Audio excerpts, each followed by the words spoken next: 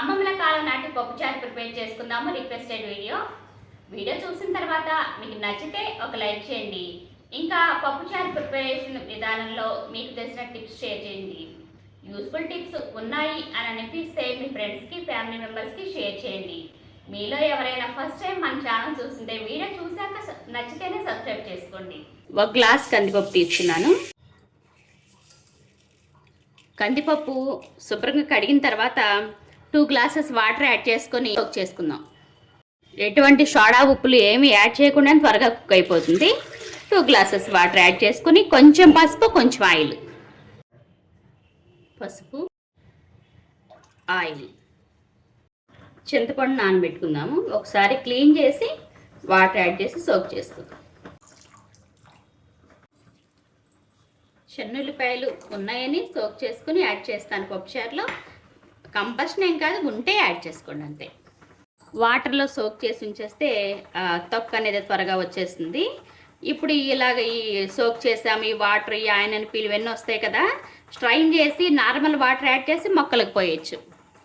చింతపండు సోక్ చేసుకుని ఈ ఆనియన్స్ ఇవన్నీ కట్ చేసుకున్న తర్వాత స్టవ్ వెలిగించుకోవచ్చు. నేనైతే 3 విజిల్స్ పెట్టాను. ఇంచుమించుకు ఒక 10 మినిట్స్ అయితే నానుంటుంది. ఇప్పుడు పప్పుచారు ప్రిపేర్ చేసుకున్నాము. దీనికి కాంబినేషన్గా ఉంటుందనేసి బంగాళదుంప కూర ప్రిపేర్ చేద్దామని, ముద్దకూర అంటే ఎటువంటి మసాలాలు యూజ్ చేయకుండా బంగాళదుంప ముద్దకూరకి ప్రిపేర్ చేస్తాను. రైస్తో పాటు పొటాటోస్ కూడా కుక్కర్లో పెట్టేశాను. వాటిని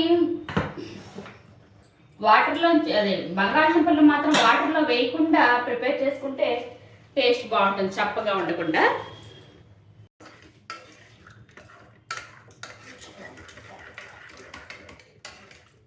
మీకు కావాలంటే కొంచెం ముద్దపప్పు తీసుకోవచ్చు. పప్పు పచ్చడి వేసుకుని పప్పుచారు బంగాళదుంప కూర కాంబినేషన్ కూడా చాలా బాగుంటుంది కదా. నేనైతే కొంచెం తీస్తున్నాను.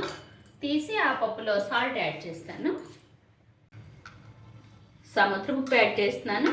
మనం చూసి కావాలంటే మళ్ళీ యాడ్ చేసుకోవచ్చు. కారం 1 స్పూను, అంటే పచ్చిమిర్చి వేస్తాము, తాలింపులో ఎండుమిర్చి కూడా వేస్తాము.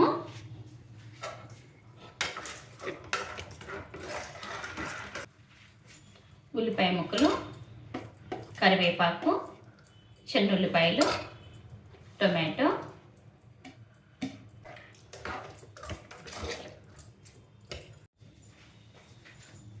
చింతపండు పులుసు యాడ్ చేస్తున్నాను.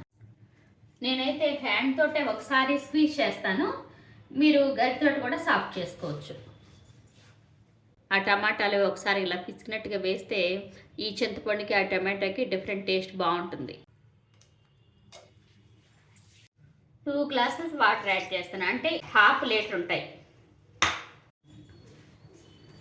పచ్చిమిర్చి 6 వేస్తున్నాను. ఇలా చీలికలుగా కట్ చేసుకుంటే ఆ కారం అనేది చక్కగా పడుతుంది. చిన్న బెల్లం ముక్క, అస్సలు స్కిప్ చేయొద్దు. మనం వేసినట్టు కూడా తెలియదు, కానీ ఈ చింతపండు, టొమాటో, అలాగే తాలింపులో మెంతులు వేస్తాము. వీటన్నిటికీ డిఫరెంట్గా ఈ చిన్న బెల్లం ముక్క యాడ్ చేయడం వల్ల టేస్ట్ చాలా ఎన్హాన్స్ అవుతుంది. బాయిల్ చేసుకుందాము. ఒక బాయిల్ వచ్చిన తర్వాత అప్పుడు సాల్ట్ చెక్ చేసుకుని యాడ్ చేసుకోవచ్చు.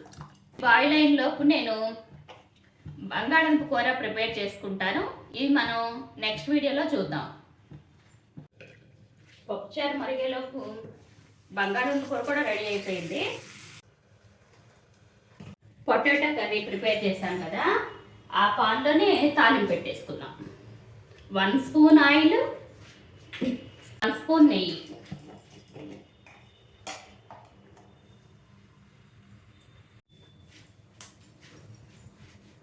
ఆవాలు, జీలకర్ర, మెంతులు,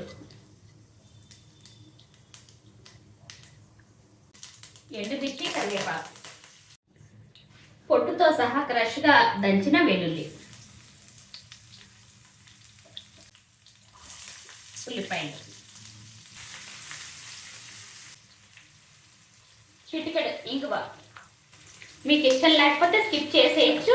వెల్లుల్లిపాయలు కానీ ఇంగువ కానీ యాడ్ చేసుకోవచ్చు, ఏదో ఒకటి.